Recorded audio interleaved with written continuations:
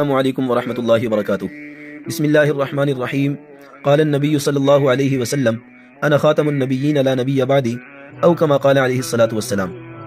النصیحہ قرآن و سنت اکیڈمی کی طرف سے آن لائن ختم نبوت کورس کی 14ویں نشست ہے۔ محترم سامعین، حدیث مبارکہ میں ہے رسول اللہ صلی اللہ علیہ وسلم نے فرمایا کہ ان قریب میرے بعد 30 کے قریب جھوٹے پیدا ہوں گے، ان میں سے ہر ایک یہ گمان اور دعویٰ کرے گا کہ وہ نبی ہے، حالانکہ میں آخری نبی ہوں، میرے بعد کوئی نبی نہیں آئے گا۔ چنانچہ آج کی ہماری اس گفتگو کا عنوان ہے کہ رسول اللہ صلی اللہ علیہ وسلم اور حضرات صحابہ کرام رضوان اللہ علیہم اجمعین کا اپنے اپنے دور کے جھوٹے مدعیان نبوت کے ساتھ کیسا رویہ اور طرز عمل تھا۔ پہلی بات تو یہ ہے کہ ختم الرسول صلی اللہ علیہ وسلم کے بعد نبوت کا دعویٰ کرنے والوں کو کذاب یعنی جھوٹا کہنا، ان سے مقابلہ کرنا، ان کا قلعہ قمع کرنا اور ان کو انجام تک پہنچانا، یہ ہمارے نبی کریم صلی اللہ علیہ وسلم حضرات صحابہ کرام رضوان اللہ علیہم اجمعین کی سنت اور طریقہ ہے۔ چنانچہ اسلام کی 1400 سالہ تاریخ گواہ ہے کہ دعوی نبوت کرنے والوں کے علاوہ باقی تمام کے تمام فتنے والوں سے مباحثے، مناظرے، مجادلے وغیرہ کیے گئے، مگر نبوت کے جھوٹے داعیوں کے لیے سوائے تلوار کے اور کچھ نہ تھا، اور ان سے گفتگو کی اجازت تو شریعت نے بھی نہیں دی۔ چنانچہ امام اعظم ابو حنیفہ رحمۃ اللہ علیہ نے تو یہ فیصلہ سنا دیا، یہ فتویٰ دے دیا کہ اگر کوئی شخص نبوت کے مدعی سے دلیل بھی طلب کر لے تو یہ دلیل مانگنے والا بھی کافر ہو جائے گا، کیونکہ جب حضور صلی اللہ علیہ وسلم نے فرما دیا کہ میں آخری نبی ہوں، میرے بعد کوئی نبی نہیں آئے گا، تو اس سے دلیل مانگنے کا کیا معنی؟ چنانچہ 1400 سالہ اسلامی تاریخ میں جب کبھی کسی شخص نے نبوت کا دعویٰ کیا تو امت نے اس سے دلائل اور معجزات مانگنے کے بجائے اس کے وجود سے ہی اللہ کی زمین اور دھرتی کو پاک کر دیا۔ محترم سامعین، حضور صلی اللہ علیہ وسلم کے مبارک دور سے لے کر آج تک بہت سارے نبوت کے جھوٹے دعوے دار آئے جنہوں نے نبوت کا دعویٰ کیا۔ انشاءاللہ ہم ان جھوٹے مدعیوں کا مختصر تذکرہ کریں گے، اور ساتھ ساتھ یہ بھی کہ ہر زمانے کے مسلمانوں نے ان کے ساتھ کیسا رویہ اختیار کیا تاکہ ایک نمونہ اور مثال ہمارے سامنے آ سکے۔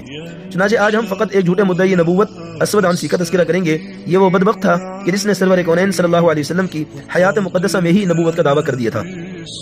اسود عنسی، اس شخص کا نام اسود عنسی تھا جس نے نبوت کا جھوٹا دعویٰ کیا۔ یہ یمن کا باشندہ تھا، اس کا اصل نام عیہلہ بن کعب عنسی تھا، عیہلہ بن کعب عنسی، مگر سیاہ فام اور کالا کلوٹا ہونے کی وجہ سے اسود نام پڑ گیا، چونکہ عربی میں اسود کا ترجمہ ہوتا ہے کالا۔ یہ شخص شعبدہ بازی اور کہانت میں کمال رکھتا تھا، اور چونکہ اس زمانے میں ہی دو چیزیں کمال اور مہارت کی دلیل ہوا کرتی تھی، تو اس وجہ سے لوگ اس سے متاثر ہو کر ہم نوا ہونے لگے۔ رفتہ رفتہ اس نے قوت پکڑنا شروع کر دی۔ جب ہمارے نبی کریم صلی اللہ علیہ وسلم حجۃ الوداع سے فارغ ہو کر مدینہ تشریف لائے تو آپ کی طبیعت نہایت ناساز تھی، گو بعد میں سنبھل گئی تھی، مگر منافقوں نے کھلے مہار اس بیماری کی خبر کو ہر طرف پھیلانا شروع کر دیا۔ چنانچہ آپ کی ان علالت کے ایام میں اسود عنسی نے موقع غنیمت جان کر نبوت کا دعویٰ کر دیا۔ ادھر آپ صلی اللہ علیہ وسلم نے انہی بیماری اور مرض کے ایام میں فرمایا کہ میں نے خواب میں دیکھا کہ میں نے اپنے ہاتھوں میں سونے کے 2 کنگن دیکھے، مجھے ان سے نفرت ہوئی، میں نے ان پر پھونک ماری، یکایک وہ دونوں کنگن اڑ گئے، غائب ہو گئے۔ آپ صلی اللہ علیہ وسلم نے پھر خود ہی اس کی تعبیر بھی ارشاد فرمائی کہ ان دونوں کنگنوں سے مراد یہی 2 دجال ہیں جن کے درمیان میں ہوں، یعنی ایک یمامہ کا مسلمہ کذاب اور دوسرا یمن کا اسود عنسی۔ اور انہی ایام میں آپ صلی اللہ علیہ وسلم نے یہ بھی فرمایا کہ مجھے وحی کے ذریعے اطلاع دی گئی ہے کہ اسود فلاں روز اور فلاں مقام پر قتل کیا جائے گا، چنانچہ ویسا ہی ظہور میں آیا۔ محترم سامعین، جب اس نے قوت پکڑنا شروع کی، چنانچہ آگے بڑھتا رہا۔ اولن تو اس نے نجران کے علاقے پر حملہ کر کے اس علاقے کو اپنے زیر اثر کر لیا، پھر رفتہ رفتہ وہ وقت آ گیا کہ پورے یمن پر اس کی حکومت ہو گئی، اور اس یمن کی حکومت پر اس نے قبضہ جما لیا۔ چنانچہ جب اس نے صنعاء کو فتح کیا تو وہاں کے مسلمان حاکم شیر بن بازان کی بیوی جس کا نام آزاد تھا، اسے زبردستی اس نے اپنے گھر میں ڈال دیا اور اس کو کہیں جانے نہیں دیتا، مگر یہ عورت اس سے بہت زیادہ نفرت کرتی تھی۔ ادھر اہل یمن کے نام رسول اللہ صلی اللہ علیہ وسلم کا پیغام پہنچ چکا تھا کہ اسود عنسی کو ٹھکانے لگا دیا جائے، اسود عنسی کی سرکوبی کی جائے۔ چنانچہ جب حضرت فیروز دہلوی رضی اللہ عنہ جو اس عورت آزاد کے چچا زاد بھائی بھی تھے، ان کو جب یہ خبر ملی تو وہ اپنی چچا زاد بہن کو آزاد کروانے کے لیے اور مدعی نبوت کو انجام تک پہنچانے کے لیے نکل کھڑے ہوئے۔ لیکن حالت یہ تھی کہ ہر طرف پہرا ہی پہرا رہتا تھا، قلعے کے اندر پرندہ بھی پر نہیں مار سکتا تھا، کوئی اندر داخل نہیں ہو سکتا تھا، ہر وقت پہرے دار اور سپاہی دروازے پر متعین ہوا کرتے تھے، اور اس کے قلعے میں گھسنا انجام تک پہنچانا ناممکنات میں سے تھا۔ چنانچہ حضرت فیروز دہلوی رضی اللہ عنہ نے اپنی چچا زاد بہن آزاد کو پیغام بھجوایا اور اس سے ملاقات کی اور اس کو یہ کہا کہ دیکھو میں تمہیں آزاد کروانا چاہتا ہوں، دوسرا اس مدعی نبوت کو انجام تک پہنچانا چاہتا ہوں، میری مدد کرو۔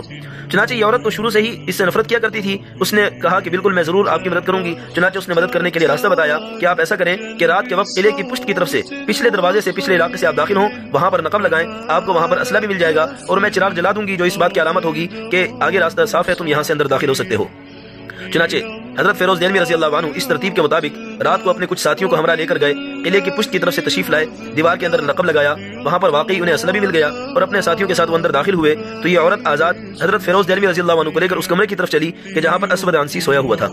چنانچہ اس کمرے میں جیسے ہی داخل ہوئے، حضرت فیروز دہلوی رضی اللہ عنہ شیر کی طرح لپک کر یکدم اس کے سر پر جا پہنچے، اس کو گردن سے دبوچ لیا اور اس کی گردن کو لے کر ایسے جھٹکا دیا اور مروڑا جس طریقے سے دھوبی کپڑوں کو موڑا کرتا ہے۔ چنانچہ جیسے ہی اس کی گردن کی ہڈی ٹوٹی، اس نے خر خر کی آواز نکالنا شروع کر دی، ایسے ڈکارنے لگا جیسے بیل ڈکارتا ہے۔ اس خوفناک آواز کو سن کر سپاہی متوجہ ہوئے اور اس کے کمرے کی طرف بڑھے تو اس عورت نے جا کر کہا کہ تم مطمئن رہو، تمہارے نبی پر وحی نازل ہو رہی ہے۔ وہ مطمئن ہو کر وہاں سے روانہ ہوئے، اور ادھر حضرت فیروز دہلوی رضی اللہ عنہ نے اس بدبخت اور ملعون کو جہنم واصل کر دیا۔ ادھر جبرائیل علیہ السلام نے آ کر حضور صلی اللہ علیہ وسلم کو خوشخبری سنائی چنانچہ زبان نبوت سے ارشاد ہوا فاز فیروز یعنی فیروز کامیاب ہو گئے۔ چند دن کے بعد جب قاصد اسود کی ہلاکت کی خبر لے کر مدینہ منورہ پہنچا تو اس وقت حالت یہ تھی کہ آفتاب و مہتاب رشد و ہدایت روپوش ہو چکا تھا، یعنی حضرت صلی اللہ علیہ وسلم کا وصال پر ملال ہو چکا تھا۔ چنانچہ آپ صلی اللہ علیہ وسلم نے اس دنیا سے جاتے جاتے امت کو پیغام دے دیا کہ اگر کوئی ملعون نبوت کا دعویٰ کرنے کی جسارت کرے، اگر کوئی شخص نبوت کے تاج کی طرف ہاتھ بڑھانا چاہے تو اس کے ہاتھ کے ساتھ کیا سے رویہ اختیار کرنا چاہیے۔ چنانچہ اسود عنسی کو ہلاک کر دیا گیا۔ حضرت فیروز دہلوی رضی اللہ عنہ کو خوشخبری سنائی دی گئی اور اسود عنسی کی ہلاکت کے بعد پورا کا پورا علاقہ ارتداد سے پاک ہو گیا۔